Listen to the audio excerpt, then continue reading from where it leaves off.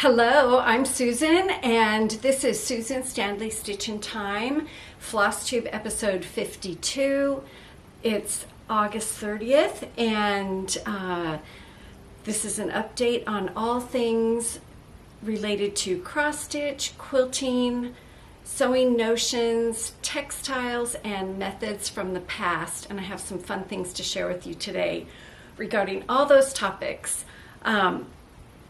I'm so glad you're visiting with me. It's a beautiful weekend here. We have Labor Day weekend here in the United States, and hopefully all of you are getting in a lot of stitching time and just creating and doing all the things that refresh you. It's beautiful weather where I live, and you can feel the fall crisp, cool in the air, and it's just delightful. Today, I'd like to talk to you about Sampler September and my plans. I have a couple of FFOs to show you. I have my whips, other projects that I have going on, and then a little bit of an update on Corliss, my fictional girl from 1870, who's kind of my focus story that I'm creating for an experience around stitching in Kentucky in 1870. So first off, thank you for all of you who are new subscribers. I'm so delighted to see you and meet you and have you here with me. And again, thank you to all those faithful viewers who come back time and time again and comment. I love hearing from you. I love knowing what you're doing. I love knowing if something inspired you. I'm inspired by what you share with me. So keep it coming. I love it. I love September. I love this season. The leaves aren't turning yet. It's still really the end of summer. And there's lots of harvesting at my house. My fruit trees went crazy this year. I'm going to be busy. But I decided for Sampler September, which is a program run by Senorita Stitches, and she is on Instagram. And if you don't follow her, you really need to. She just posted a beautiful photo montage of 12 samplers that she is currently working on. And you can watch this on Instagram and really get a good feeling for what they look like. The pictures on the charts just don't do them justice. It's so hard, to see the depth and the texture. So I would really encourage you to go over there and take a look at that. If you haven't stitched a sampler, or even if you are stitching samplers, she's probably got one that you're working on, or maybe one that you want to start. And if you're curious about samplers, this would be a great way to look at a lot. And of course, there's so many people sharing their beautiful work. The first sampler I want to show you is one of 4 that I decided I'm going to take 4 of my top samplers, the ones that kind of run around in my head all the time, and I'm going to spend a week on each of them for the month of September. And, I wish I could touch all my projects. When I pull them out, it's like visiting an old friend. It really is.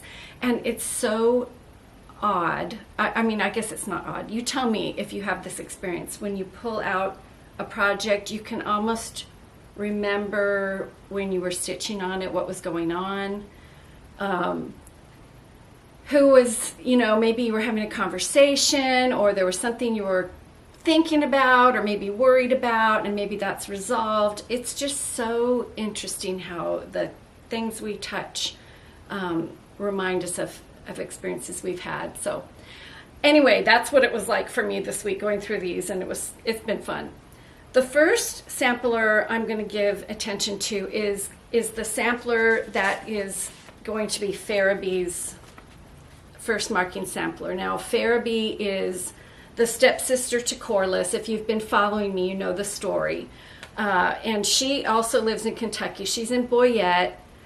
Her mother married Corliss's father after the Civil War. They had each lost a spouse and had lost children, and so they live in Boyette. Corliss has now moved to live with her Aunt Edith in Louisville. But Farabee is younger, and she hasn't had, a chance to start a marking sampler yet. And last year, if you remember, little Mary and I've been playing with here's little Mary from last year. So Mary was a girl that I crafted who was stitching and learning in St. Louis in 1840. And 1840 was such a really dramatically different time period than 1870. And we will talk more. I want to talk more about the difference in what you would have found in a sewing box in 1840 versus 1870.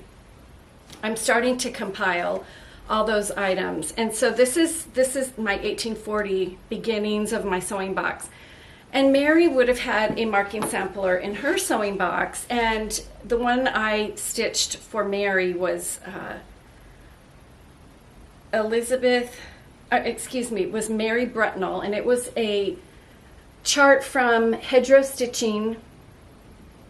I stitched it using the count of linen that likely would have been available to little Mary in 1840, and I used Goblin's silk, which was also the weight that likely would have been available during that time period for a child of her age.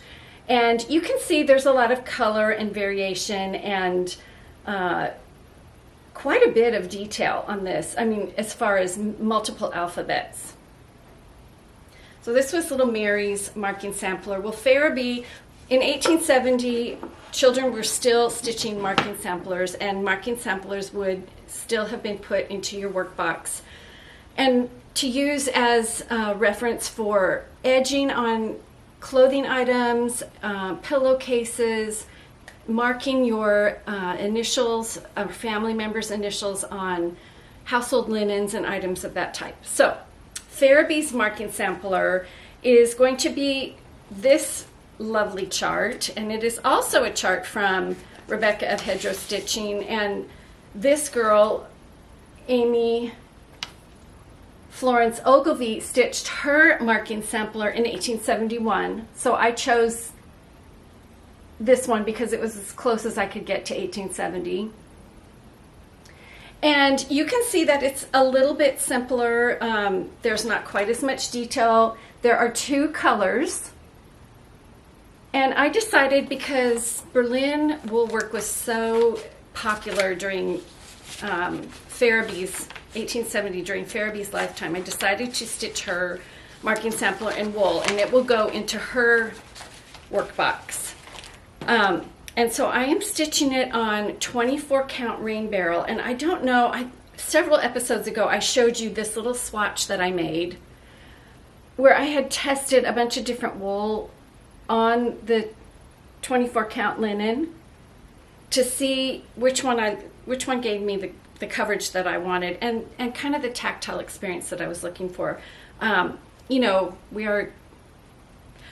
We're kind of touch and feel type of people. So anyway, these are the two reds, and I just have a tiny start, and I want to keep working on this and get Farabee's marking sampler up to speed. I have to say, I'm stitching something in 103, something in a Versoix Soie d'Alger. This is De Aubusson, and every single different floss or thread that I'm stitching with is such a different experience, and you kind of have to warm up to them if you've gone from one to another, but it's all good. I'm enjoying every single one of them. There's some require more concentration, and some are very tactile and auditory. Even you can hear the thread coming through the linen. So anyway, hopefully I was holding that up so you can see. So there's these two shades, and once they're on there, your eye will kind of blend them. We'll see how that works out, but I'm excited to get some more progress on there's a thread on Farabee's marking sampler. So that will get a week of my attention during Sampler September. And then something that I'm so looking forward to getting back to is the needlework panel of a fruit tree with 2 animals. And I talked about this quite a bit earlier in the year, and I was really gung-ho, and then other things, you know, took me away. This is a chart by the Scarlet Letter. It's a beautiful chart. Beautiful. I mean, look at that. You won't have any trouble reading it. Very nice. And so we've had lots of discussions about, you know, what are these animals, what is that tree, and what's going on. I was drawn to this because of the colors. Here are the threads, and I'm using a Vera Soie d'Alger, and for some of the over one, I was using Soie Surfine. And I've had such an experience. Well, let me show this to you. I was drawn to this because of the color. I just thought it was the most gorgeous color palette, and you know, the history behind it is fascinating. It is an earlier time period than I'm used to stitching, but I think this is something I would really love to have in my home. I don't know, I likely will frame it, but I also think it would be incredible on the top of a box. Anyway, so I've already signed and dated it, if you can see down here. And I do that too with quilts. Sometimes, you know, you have to commit to a date, and I just feel fine. I don't have any problem doing the start date or the start year, and then putting the rest of the information in, you know, when it's done. And I do, you know, I'm pretty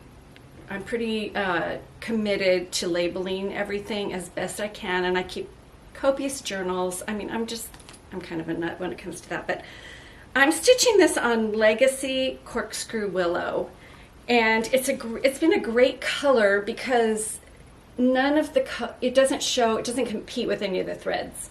It's just soft and neutral, and the threads cover it beautifully.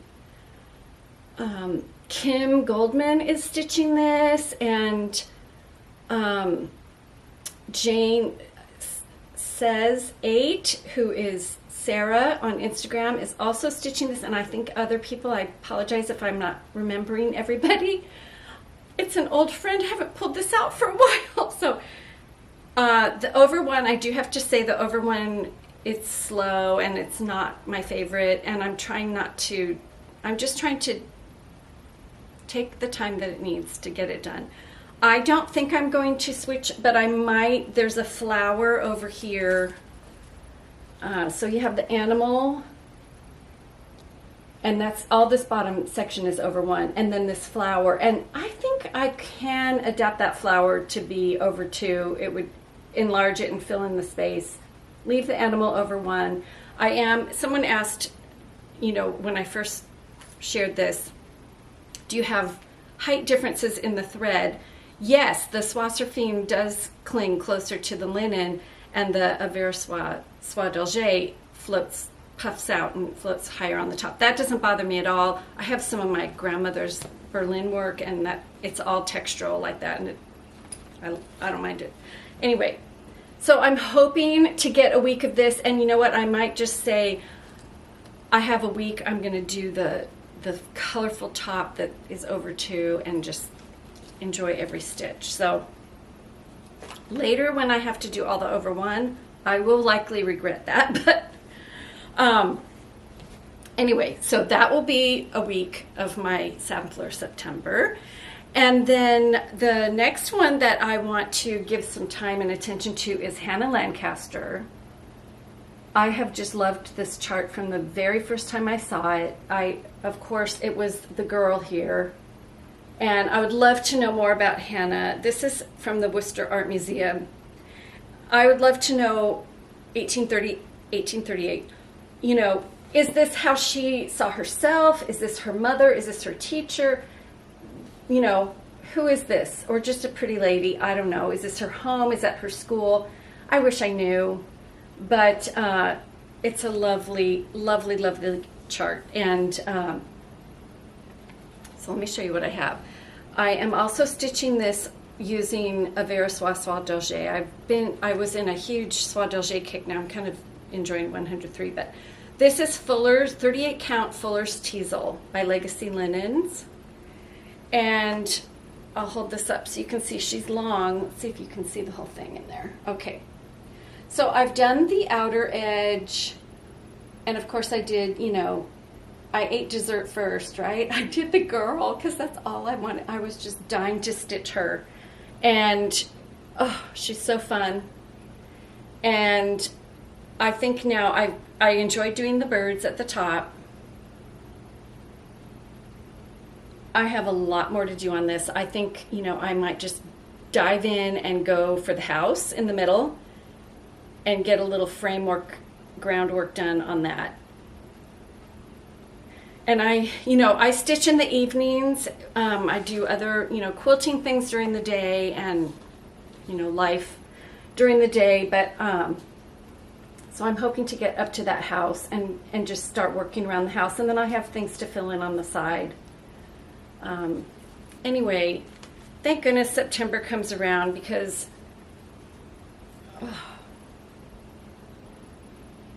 I love these colors. I love the golds and the greens. I did my own conversion to Soie d'Alger. This is charted for, I think, DMC. And so I did my own conversion for Soie d'Alger. So I'm loving that very, very much. And I'm very much looking forward to stitching on it this month. And then, of course, last but not least, this is so long time in coming. And really, if I was smart, I would just work on one piece at a time. But, I don't know many people who can do that. It's hard. Too many beautiful things out there to stitch. The last one I think that I will give attention to this month is the Old Scott by Hands Across the Sea Samplers. I'm stitching this in honor of my father and my Scottish heritage, and I'm learning a lot about Scottish samplers as I go. I'm converting this and making it my own. So I'm adding my own touches to it. And I was very inspired by Sarah of Jane Says 8 and the way she changed hers up. And Susie Lou on Instagram has also finished hers and changed it and made it personalized. And so I'm very inspired by both of them. I have changed a lot of the colors, and I'm making it my own. I am going to I'm going to make the little gentleman in the doorway my own. I am using a Versoix Soie d'Alger, and I just wanted to bump the colors up a tiny bit, make them a little bit richer, and I wanted a little more variegation in the flowers, so I added other colors. The letters are fun, and that actually might be where I work this week or this month. When this gets its week, I might just work on the letters. They're interesting. They're the classic Scottish alphabet, and then maybe I can do some reading and learn a little bit more about them. They have all the curlicues if you look at the chart. Oh, they're kind of fun. So those are my sampler September plans, and let's see if I can stick to it. If I start stitching on Fairby's or one of these and they just are screaming to me, I might just stick with one, and that'll be my month. But I'll let you know next time I have a video.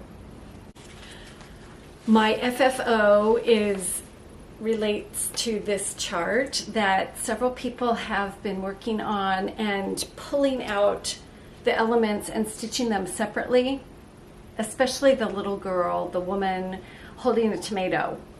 And this all started when I saw, inspired by Michelle Ray's Instagram post of the girl, and she had cut her out and silhouetted her, and I thought, I've got to do that. And I think there's some other folks did it too. So I finished her, and I think I'm going to add a few other little embellishment items. But I made her into a 3D with a pocket so she could hold tiny scissors. These are probably 2 inches, so you can see she's about 3 inches tall. She was very fussy to put together. I did a hard bottom. She's stuffed with wool.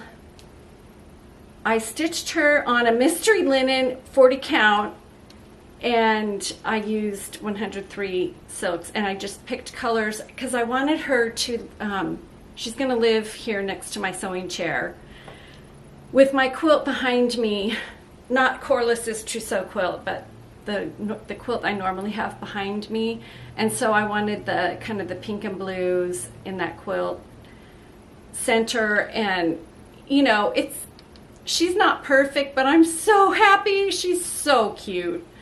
And it was fun. It was very fun. And stuffing her was definitely, you can't believe how much stuffing a little item like that takes, especially if you're using wool. But and then I have a collection of tomatoes. I have this wool tomato I had made, and so right now she's just in my little LaHaye tray with her little scissors next to me, and I put some pins in her tomato.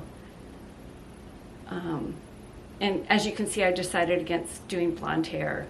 She just looks so cute with her black hair, and she reminds me of my dolls, my China dolls that have the black hair. So anyway, and I used, for the fabric on the back, I used one of the fabrics from this most recent collection, the general store collection. I wasn't able to use the trim.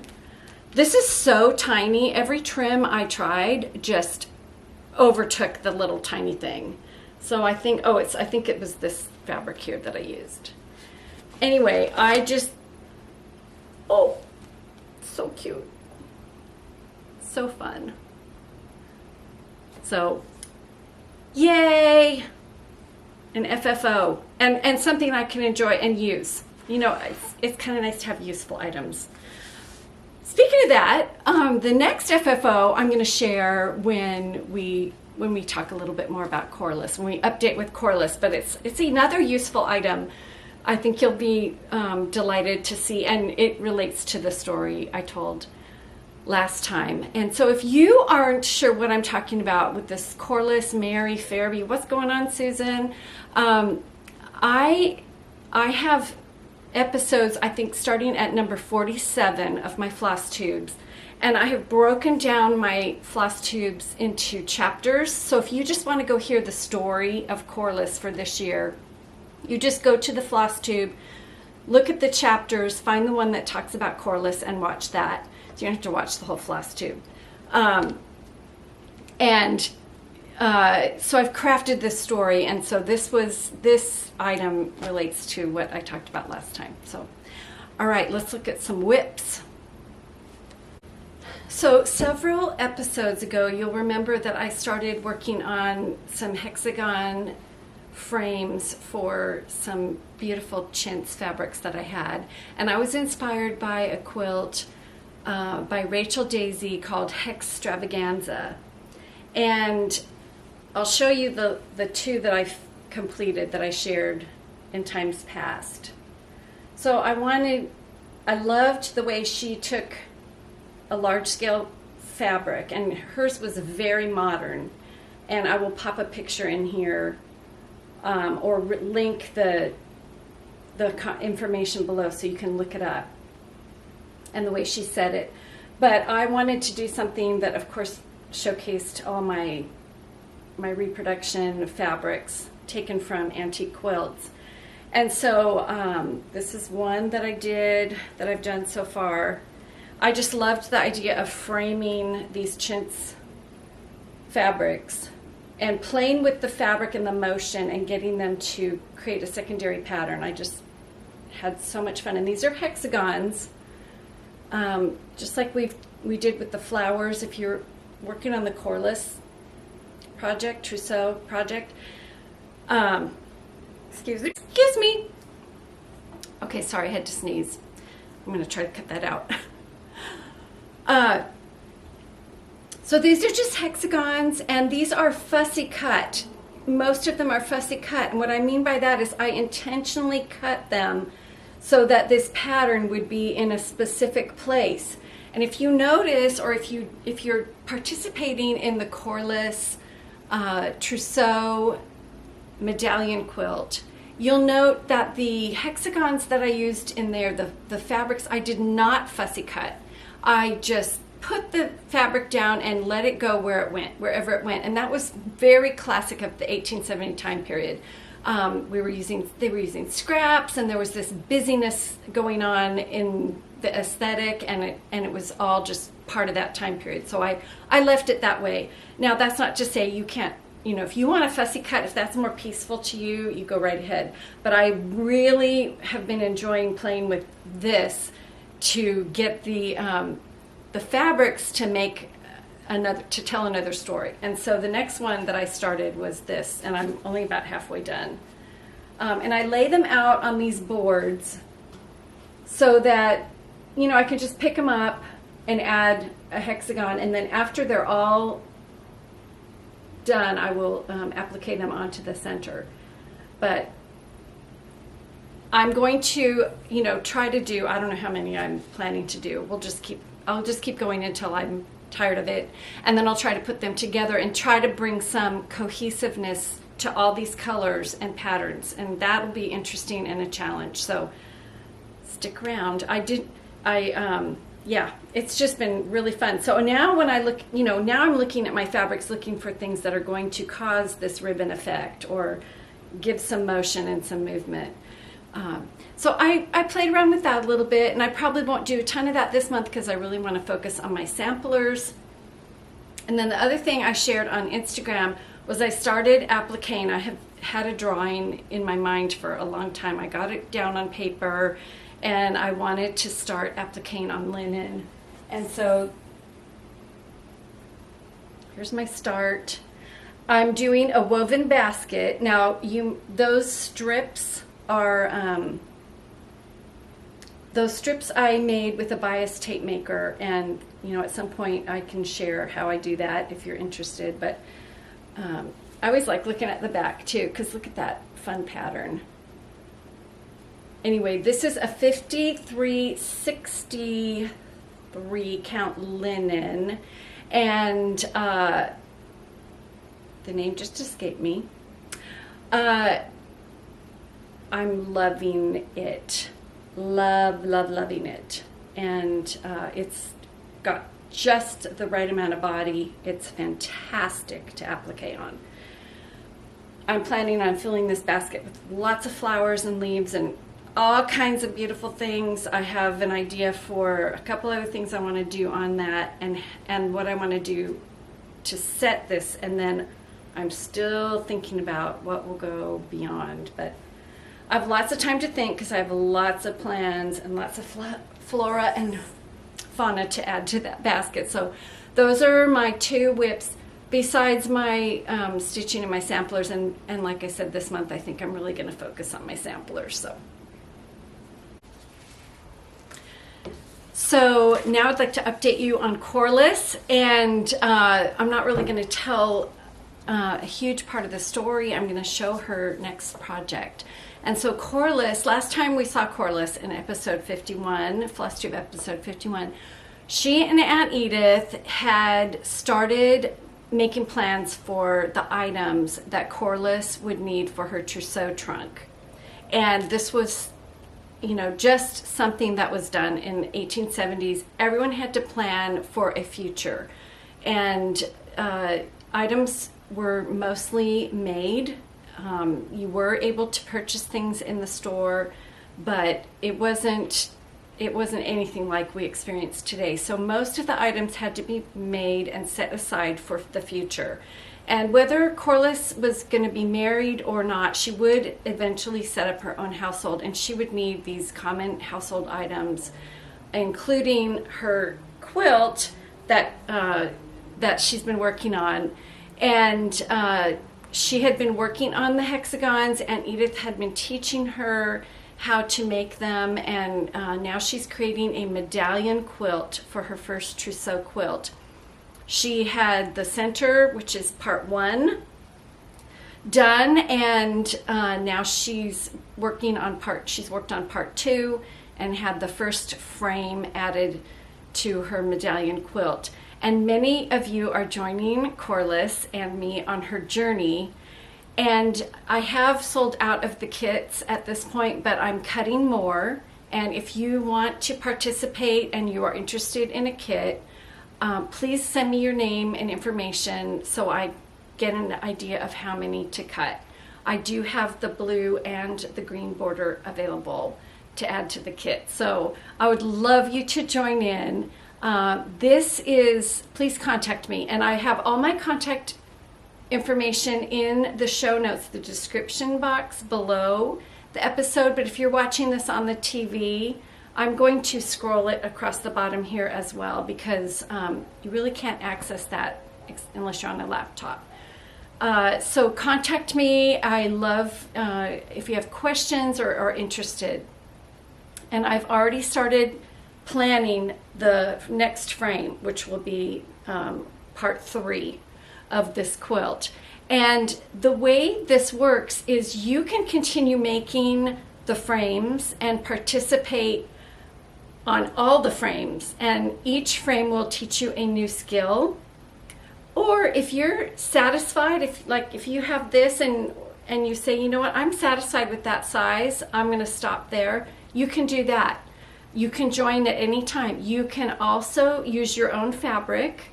I have the pattern instructions along with a descriptive video for $5 on my website. You can get that and then update yourself on the processes I use to construct this, and use whatever you have in your own collection, or unless you want to buy the kit. So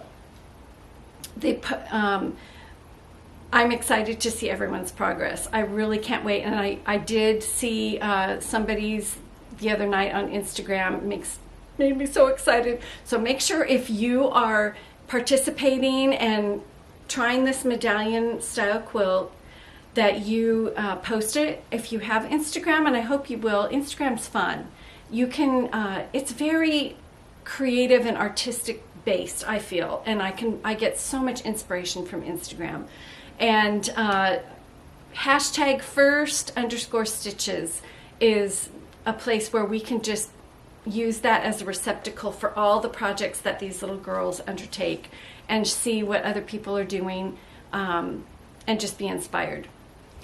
So on last story time, last time we updated Corliss, our update with Corliss, to accomplish all these trousseau items, at least get started, she had to take a trip to the general store. And so she and Aunt Edith went to the general store, purchased fabric, and they also purchased toweling, because Corliss was going to start monogramming towels for her own trousseau trunk and for Aunt Edith's home. And we will talk more about the variety of kitchen towels during 1870. You wouldn't believe it. There's like a kitchen towel for every purpose. I'll show you the one that I will eventually make into kits. So this is the one Corliss did. And this is her monogram. And this is on cotton toweling.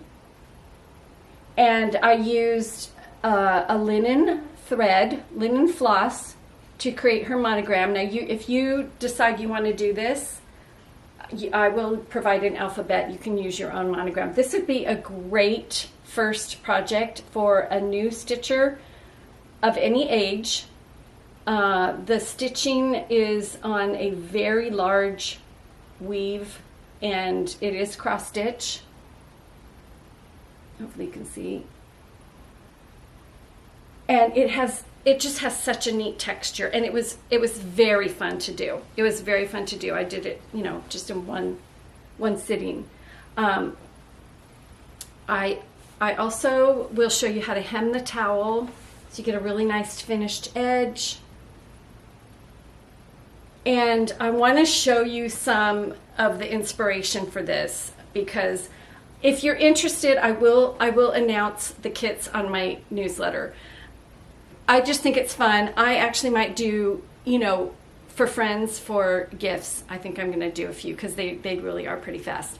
But I have a few of my grandmother's and other people's embroidered, monogrammed kitchen towels. And I can't say, now some are for tea, some are for pastry, some are for drying dishes, some are for bread making. I mean, they all have a purpose, and they're all on a different type of fabric. Corliss was going to the general store, and her fabric was a fabric called huck or huckaback. And it was a fabric that combined linen and cotton, or linen and hemp. And hemp was a huge commodity, a huge product in 1800s, and was used for making fabric. And it's a natural fiber that wicks moisture, and it's comparable, very comparable to linen. And so clothing items were made from it. And in Kentucky especially, it was a huge farming commodity. And Corliss's father, which we found out in the first episode, is a hemp farmer and broker. And so he sells this product to all kinds of different manufacturing businesses, small businesses. And last time, as Corliss was walking into town, she heard people making rope. Hemp was used for rope making, it was used for fabric making, it was used for thread, all kinds of things. And so her towel, which we're imagining, because this is actually cotton, was going to, her first stitching experience was going to be on this huck fabric. There are so many fabrics that are kind of extinct, I guess, for lack of a better word. They're not, they are still around, but they're very hard to find, and they're not in not widely used, but they have such a specific and necessary purpose. And so we'll talk more about that in future episodes, but I wanted to show you this. I grew up with this. This was my grandmother's, this was her pastry cloth. And so if she was going to roll out pastry, this was her cloth. And it is all the weaves on each of these items is different. And I have yet to uncover exactly what type of fabric each one is, but this is Althea Scott Metcalf. That was my grandmother, and I feel really lucky and happy to have this in my home. Another one that my sister actually got for me, and look at this delicate little stitched initial monogram on there. And so the marking sampler and, you know, other resources, but mostly the marking sampler would have been the place to go to for these monograms. A friend let me borrow some of hers as well. Now this one's really neat because it has the toweling has the beautiful edging. Look at that sweet little monogram. And why was red used? I don't know, but it seems that most of them are red. Not all of them, but isn't this neat? This would hang, you could hang this like that. And this feels very much like linen. I don't know.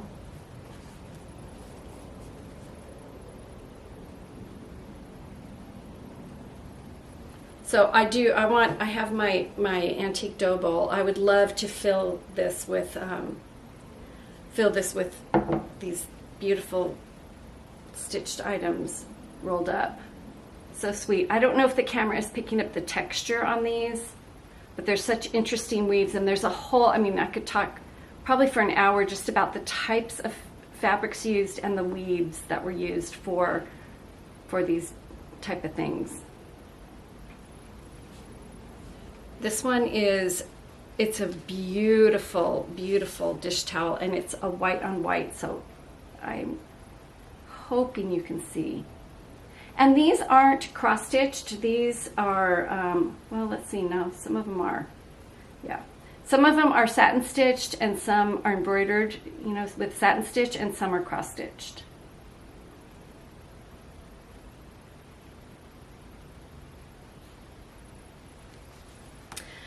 So that was another thing I finished, and I'm excited to be able to offer this to you in the future. If you want to join me on the story of Corliss and create your own dishcloth or one for yourself or a friend.